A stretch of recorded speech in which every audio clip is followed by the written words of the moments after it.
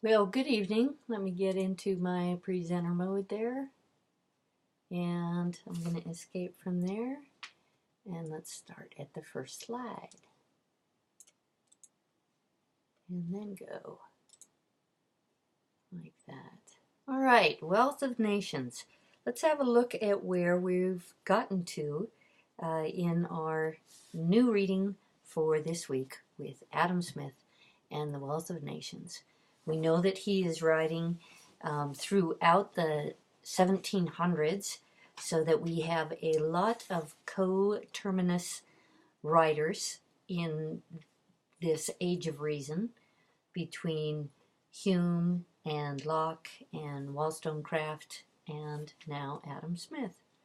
So all kinds of foment happening. And here we have another Scottish guy. What's up with all these Scottish guys? The big picture for our readings is that we're starting with Book 1, Chapter 1 of the Division of Labor, in which he explains specialization. And as I noted in my email to you all, my media comment, that Book 1, Chapter 1.7 is one of our first indications of the transformation of time to a commodity. So we'll look into that a little bit. Book 1, Chapter 4 on the origin and use of money. If you've never read that, it's great to do so. And I think anybody who reads that will understand why Adam Smith is described as someone who wanted to break down the barrier between theory and practice. And he wanted to break it down in his language and how he wrote this economics. And so it was a book that was meant to be popularly, publicly read. Granted, we know literacy rates then would have been much smaller, but nevertheless, his interest was in writing a relatable text whose lingo would not be obfuscatory. It wouldn't set up hurdles to common understanding. And he wanted to take it out of common experience, much influenced as he was by, in fact, the skeptics, that we need to start with our everyday experiences in order to actually describe the world accurately. So, Book 1, Chapter 4 has the origin and use of money, classic reading, everyone should do it. And then our second section on that is when he focuses in on the question of value and describes the difference between use value and exchange value. Then we are assigned Book 1, Chapter 5, what is the real price? And that is a great question that continues to linger, and we might even look at some of the ecological ways that the question of real price is still important.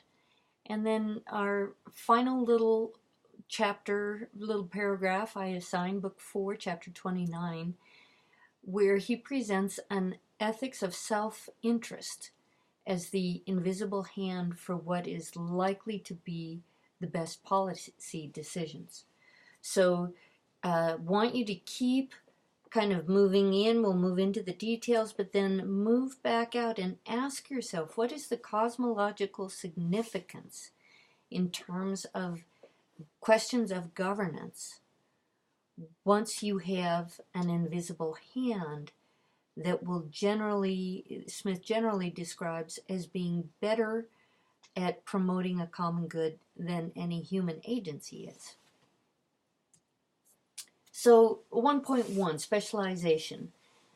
The key to specialization, as noted in his example about the nails, is that specialization creates the possibility for geometrical increases in profits, right? And so once you can have a couple of young men under the age of 20 producing thousands of nails in a day, you now have the potential for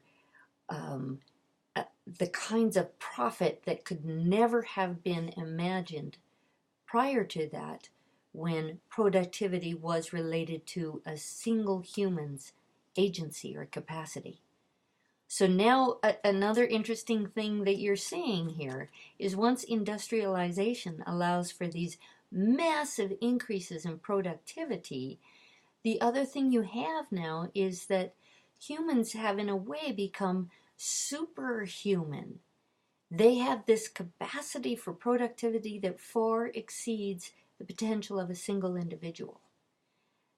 So Iron Man was already starting with these guys spitting out their nails, you might say, that a superhuman capacities are harnessed in those pyramids of business structure through which the guy at the top with the ingenuity and the plan then can harness little guys, creating a pyramid of profit at remarkable superhuman levels of consumption of natural resources and production of commodities. Yay, we became gods! So this geometrical increase in profit alters the power of time because time is now a multiplier of vast potential wealth, thanks to the increases in productivity created by specialization. So time is no longer part of natural law related to natural cycles of day and night or seasonal cycles of agriculture. Time is no longer evidence of an eternal order. Time is no longer sanctified as the realm of an individual's natural freedoms either. Because once you have realizable profit, time is now become a commodity, and as a laborer, you are tied to time as a commodity to get a price for your labor. So, time is plucked from natural theology and placed into commodity logic. So, time becomes money. So, 1.4.1, the origin of money. That it had humble origins. It was easier to exchange than cows, and the fact that small metals and more precious metals then became the ways of creating an exchange system that was portable and it wouldn't rot, things like that. So, with specialization and the opportunity to geometrically increase production and profits, more money enters the system as capital. So whereas beforehand a guy could work for a day, a woman could work for a day, and do as much as a body could do. And now, if you can make 20,000 nails in a day instead of 200, you have an excess of money, and that money becomes capital, and the money makes money. Money is now able to make money. This is another bit of magic that happens, because if labor is supposed to be the foundation for making something into property, for instance, and for the price of something, now that you have capital, excess money, money is making money. Isn't that a great thing to have designed? A system where the coins can make coins. And so once money makes money, once you have an excess of money, it drives the pursuit of happiness towards the future, because money makes money as interest, and interest depends on the future. Investments depend on the future. So now we have also geared the worldview and cultural landscape towards the future where happiness and security would lie. So this is a transition in the way happiness is understood. All right, 1.4.13, this is where he describes value, that there are two kinds of value. The use value, that water's really useful, every one of us needs it, but the exchange value of water isn't very high. We can't drink diamonds. They have a very low use value, but they carry the highest exchange value for their rarity and beauty in jewels until something like titanium comes along and stuff that you, rare earth minerals and things like that might be more valuable than diamonds. But you see the point that there's a difference between a use value and an exchange value. And one of the things we might see in the future, and this will bring us actually back to price, is that use value might start increasing because as water becomes more and more precious, then its exchange value will increase. And so use value and exchange value may very well begin to pan out. Now, then, at the end of 1, he says, the next 3 chapters are going to cover 3 issues: the real measure of exchange value, the components of price, and why don't prices reflect natural price. Anybody who has ever purchased a full price Gucci bag compared to the Target knockoff knows that prices, there is nothing natural to the way prices work. So he wants to get under the skin of prices. All right, so real price, that labor is the real measure of the exchangeable value of all commodities, is part of his claim. And so labor is the first price. The toil to produce any item is the price of it. Now here again, we're going to note that the absence of natural resource depletion in price, since he locates price on labor and productivity, but not on, for instance, the depletion of the forest, then there is nothing in this economic philosophy that would tell you not to use up the forest, which is, of course, what Europe and the UK did. So there's no, the price of the item is not related to its ecological value as an element both of an ecosystem and as something that has a limited supply. And granted, in his day, especially with America opening up, people were not thinking that there were any limits to worry about.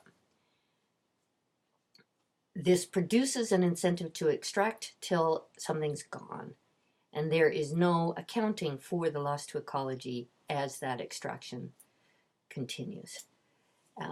So wealth is power is what Hobbes wrote, and so we know that Hobbes was a kind of combatant of ideas with Locke, and that Hobbes actually did, also he was somebody that Smith read, and kind of, again, this kind of argumentation about what's human nature. So for Smith wants to tie prices. Prices must be precisely equal to the power that the exchange value conveys. So Smith is wanting to take note of Hobbes' claim that wealth is power, and he's saying, really you can be all kinds of wealthy without actually having a political influence. You could have all kinds of political influence without being wealthy. So he's getting more detailed here in just what do you mean when you say that wealth is power? And he wants to tie price then to the power the exchange value conveys. He's wanting to get more precise about what are we saying when you say wealth is power, because there are some kinds of wealth and that power is not going to, that wealth in some ways might not actually enhance your power. Now, once you have United States after Citizens United, we now know that once you have entered wealth into the influence of the political sphere to a really high and unlimited extent, then this equation of wealth as power becomes stronger.